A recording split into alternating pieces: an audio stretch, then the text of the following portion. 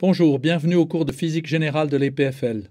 Dans cette leçon, j'aimerais utiliser le formalisme de Lagrange pour vous montrer que la conservation de la quantité de mouvement ou la conservation du moment cinétique sont des propriétés qui résultent de symétrie fondamentale des systèmes qu'on considère. Pour commencer, je vais définir une variable cyclique et je vais vous montrer que une symétrie de translation implique une conservation de la quantité de mouvement projetée dans la direction dans laquelle on peut faire la translation. Ensuite, on va voir qu'une symétrie de rotation implique une conservation du moment cinétique projeté dans ou sur l'axe de rotation. Et ensuite, on verra comment s'exprime la conservation de l'énergie en utilisant Lagrange. Je commence avec la notion de quantité de mouvement généralisée. Si vous avez un système physique qui est caractérisé par un Lagrangien L, pour la variable J des coordonnées généralisées, D de L sur D de QJ point, ça va être ce qu'on appelle la quantité de mouvement généralisée associée à cette variable QJ. Pourquoi on prend la peine de faire cette définition? Alors on a vu dans les petits exemples dans la leçon précédente que lorsqu'on fait ce calcul, on peut tomber ou bien sur une quantité de mouvement proprement dite, ou bien sur un moment cinétique. Mais ce qui est très intéressant de voir ici, c'est la propriété suivante, une propriété de conservation. On dit que si QJ est cyclique, ça veut dire si QJ ne dépend pas, si L ne dépend pas de QJ, si on a ça, alors la quantité de mouvement est conservée. En effet, si D de L sur D de QJ est nul, D de L sur D de QJ par Lagrange, je peux l'écrire comme ça. Là-dedans, j'ai PJ, donc je suis en train de dire que D sur dt, la dérivée par rapport au temps de PJ, est nulle. C'est donc dire que PJ est une grandeur conservée. Donc vous voyez, dans un problème où vous avez une variable, une des coordonnées qui n'apparaît pas dans l'expression du Lagrangien, alors vous avez une conservation. Ça, c'est quelque chose de très utile. Maintenant, j'aimerais m'engager dans quelque chose d'un peu plus général. J'aimerais considérer des systèmes de points matériels avec une symétrie ou bien de translation ou bien de rotation. Je commence avec la translation. Je suppose que j'ai n points matériels donnés par les positions, les vecteurs xi, i égale 1 à n c'est le nombre de points matériels. Je ne vais pas m'occuper ici de réduire le nombre de variables. Je vais supposer que j'ai des particules au fond qui sont libres. J'ai un système conservatif, donc j'ai un potentiel qui définit mon système. Et je fais maintenant l'hypothèse qu'il existe une direction du référentiel telle que si je fais un déplacement du système le long de cette direction, donc chaque particule du système, je la déplace de s fois n, c'est un déplacement dans la direction de n, d'une distance s, eh bien, je ne change pas le potentiel. Donc, j'ai une symétrie de translation pour le potentiel. Et on va voir que lorsqu'on a cela, on a conservation de la quantité de mouvement. Alors, je traduis maintenant le fait que L, si V ne change pas dans cette translation, alors L non plus, parce que l'énergie cinétique, évidemment, ne change pas dans une telle translation. Et pour exprimer le fait que L est indépendant de S, j'écris D de L sur D de S égale 0. Mais ici, pour expliciter cette dérivée, je rappelle que L est une fonction ici, de x1, x2, etc. jusqu'à xn, mais qu'ici, j'ai pas simplement pris x1, mais j'ai fait cette translation d'une distance s. Et maintenant, j'ai donc une fonction scalaire qui est une fonction de s, mais à travers toutes ces variables, ces vecteurs de position. Donc comment est-ce que je fais cette dérivée d sur ds? Je dois dériver par rapport à chaque position ou chaque coordonnée de position, x alpha i, et après je dois dériver la position alpha i, x alpha i, par rapport à s. Donc j'ai une dérivée de ce terme-là par rapport à s, qui me donne toujours le ni avec i qui va de 1 à 3. Cette somme-là, c'est la somme sur les particules. Maintenant, pour ce terme-là, j'utilise Lagrange. Donc ce terme-là, je dis qu'il vaut d sur dt, d de L sur dx alpha i, point. Ça, je reconnais le PI, la quantité de mouvement généralisée associée à la variable x alpha i. Maintenant, dans L, il n'y a que l'énergie cinétique qui dépend des x alpha i points. Donc, je peux remplacer L par T. Quand je dérive l'énergie cinétique par rapport à x alpha i point, je me retrouve avec le terme suivant, le terme m alpha x alpha point, indice i fois ni. J'ai ici enlevé la somme sur i. Je n'ai gardé que la somme sur alpha parce que j'ai ici introduit le produit scalaire. Et maintenant, le d sur dt, je peux le faire porter sur n parce que n appartient au référentiel. Donc je vais rajouter un 0. Et à ce moment-là, je suis en train de dire que la dérivée par rapport au temps de ça, produit scalaire avec n, est nulle. Ça veut dire que ce terme-là, qui est la quantité de mouvement totale, fois le vecteur unité n, donc c'est la projection de la quantité de mouvement dans la direction n, qui est une grandeur conservée, puisque sa dérivée par rapport au temps est nulle. Je résume. Et ce que je viens d'exprimer est connu dans la littérature comme le théorème de Noether, le théorème de Madame Emma Noether. On a un système de n points matériels qui est conservatif. Donc toutes les forces dérivent d'un potentiel. Et j'ai cette propriété de translation pour le potentiel. Alors, j'ai obtenu, grâce à Lagrange, que la quantité de mouvement totale projetée dans cette direction de translation est une grandeur conservée. Donc vous voyez que là, ici, que la conservation de la quantité de mouvement résulte d'un principe de symétrie. C'est un résultat très fort et très élégant. Je passe maintenant à une symétrie de rotation.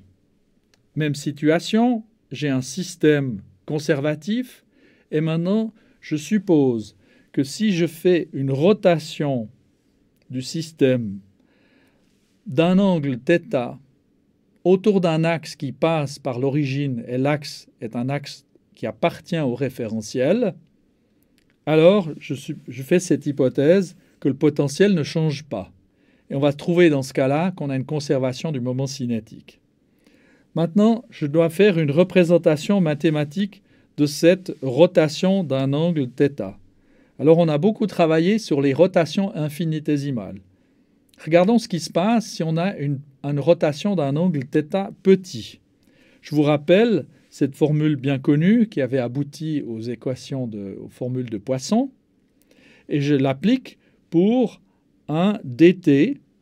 Donc j'ai un oméga fois dt. Je vais supposer que j'ai un angle θ qui est petit, qui vaut oméga fois dt.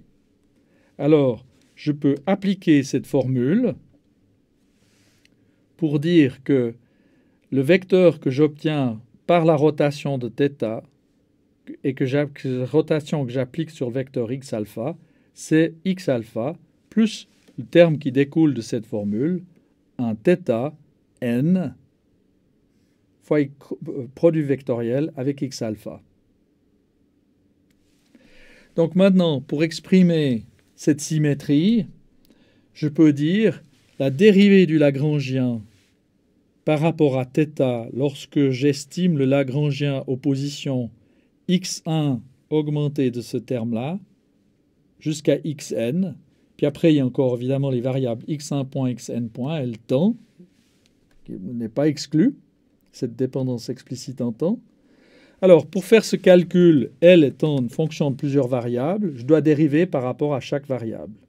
Donc, c'est ce que j'ai écrit ici, d de L sur d de alpha x alpha i, et après, je dois dériver x alpha i par rapport à θ. Donc, c'est un terme comme ça que je dois dériver par rapport à θ. Il me reste n cross x alpha, composante i.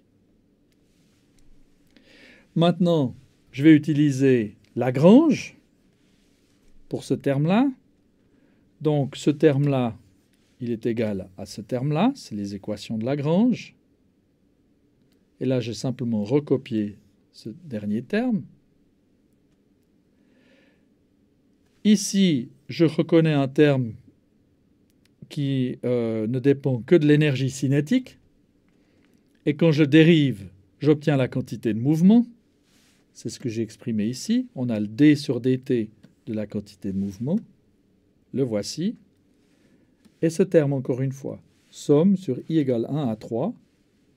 Et maintenant, je me propose, voilà, qu'est-ce que j'ai ici? J'ai le produit scalaire de ce vecteur-là et de celui-là.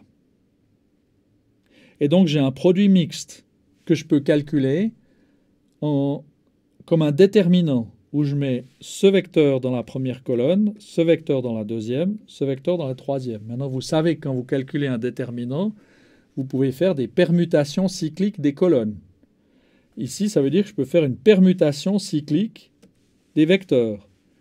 Je vais faire passer le n dans cette position-là, le x alpha dans cette position-là, et ce vecteur-là. Ça fait une permutation cyclique. Ça me donne ceci. Voilà le n, le x alpha, le dp sur dt. dp alpha sur dt. Et maintenant, je fais une petite manœuvre supplémentaire. Bon, je fais deux manœuvres. Non, je fais juste une manœuvre supplémentaire. Ici, j'ai simplement exprimé ce produit scalaire, ici. Et maintenant, le d sur dt, je peux le sortir de la parenthèse, parce que je rajoute un terme qui est d sur dt de x alpha, mais qui est collinéaire avec p alpha. Le produit vectoriel donne 0. Et comme le n dont il s'agit ici appartient au référentiel, je peux encore une fois l'englober. Donc, je peux sortir le d sur dt totalement. Et je reconnais ici somme sur alpha des x alpha cross p alpha. C'est notre définition du moment cinétique. Et donc, j'ai trouvé que la dérivée par rapport au temps de la projection du moment cinétique dans la direction n est nulle. C'est dire que cette projection est conservée. Maintenant, je résume. Vous avez un système de points matériels avec des forces conservatives. Vous avez une symétrie de rotation d'un axe n qui appartient au référentiel. Eh bien, on vient de trouver que rien ne change quand on fait une rotation d'un angle θ infiniment petit. Si on fait une série de rotations d'angle θ petit, rien ne change toujours. Donc, on a une conservation quel que soit l'angle θ. Et on a donc cette relation entre la conservation de la projection du moment cinétique et la symétrie du problème. Donc on voit que ce principe de conservation du moment cinétique résulte d'un principe fondamental de symétrie. C'est un très beau résultat. Maintenant, je passe à la question de l'énergie. Alors, dans un premier temps, je vais trouver une grandeur conservée qui peut paraître un peu singulière. Je considère un système où le Lagrangien ne dépend pas explicitement du temps. Et je vais vous montrer maintenant que cette grandeur-là, où PJ, c'est la quantité de mouvement associée à la variable QJ, et je fais une somme sur J égale 1 à n, le nombre de degrés de liberté de ces produits-là, je soustrais le Lagrangien, et cette grandeur-là est une grandeur conservée. Démonstration. Pour démontrer que h est une grandeur conservée, je vais calculer la dérivée de h par rapport au temps, et on va montrer que cette dérivée est nulle. On doit donc calculer la dérivée par rapport au temps de ce terme-là, moins la dérivée par rapport au temps, un d droit, dl sur dt. Alors, je vais travailler sur ce deuxième terme. L est une fonction des QI points, et en principe du temps. On a supposé qu'il n'y avait pas de dépendance en temps. Donc L ici dépend des QI et des QI points. Donc pour calculer la dérivée d sur dt, d droit, je dois calculer les dl sur d de qj point, somme sur j, d de qj point fois qj point point, et j'ai d de l sur d de qj fois qj point. Je dérive L par rapport à chaque variable et je dérive chaque variable par rapport au temps. Maintenant, dans ces deux premiers termes, je les laisse. Et ce terme-là, je vais l'écrire comme d sur dt. J'utilise Lagrange et j'écris ça par Lagrange comme d sur dt de d de L sur d de qj point. Et j'ai fini. Parce que si maintenant je veux écrire explicitement cette dérivée-là, j'aurai une dérivée par rapport au temps ici, qui sera donc équivalente, peut-être qu'il vaut mieux l'écrire. Si je veux développer ce terme-là, je devrais écrire somme sur J des d sur dt de d de L sur d de qj point fois qj point. Ça, c'est un terme. Si maintenant je fais porter la dérivée sur l'autre terme, j'ai somme sur J, d de L sur d de qj point, qj point point. Ce terme-là s'annule avec celui-là, et ce terme-là s'annule avec celui-là. Donc, il me reste 0. Je nettoie. Voilà. J'ai donc trouvé que la dérivée par rapport au temps de cette grandeur h est nulle. C'est dire que h est une grandeur conservée. La bonne question à se poser, c'est mais que représente h? Alors là, j'ai le résultat suivant. Si L ne dépend pas explicitement du temps et si les contraintes ne dépendent pas du temps, alors h, qui est une grandeur conservée, est l'énergie mécanique. Prouvons-le. Je pars de ce terme-là. J'explicite les P de J par leur définition. D de L sur D de QJ point ne peut être que D de T sur D de QJ point parce que V ne peut pas dépendre des QJ points. Maintenant, en toute généralité, on a vu que V peut s'écrire comme ceci. Si maintenant les contraintes ne dépendent pas du temps, ce terme-là tombe. Il me reste pour V que ce terme que j'ai réécrit ici. Donc, dans l'expression de l'énergie cinétique, enfin l'expression de l'énergie cinétique peut être faite comme ceci, seulement si on n'a pas ce terme. Maintenant, si on l'a, alors on voit que lorsqu'on calcule PJ QJ point, on peut l'écrire comme ceci. Et ça, donc ça veut dire qu'il faut que je dérive ça par rapport à QJ. Alors il y a 1/2 fois le 2 qui vient d'ici, qui s'annule l'un et l'autre. Il me reste une fois cette somme qui est là, et après le point particulier, D de R alpha sur D de QJ, fois QJ point. Quand je dérive par rapport à la variable QJ point.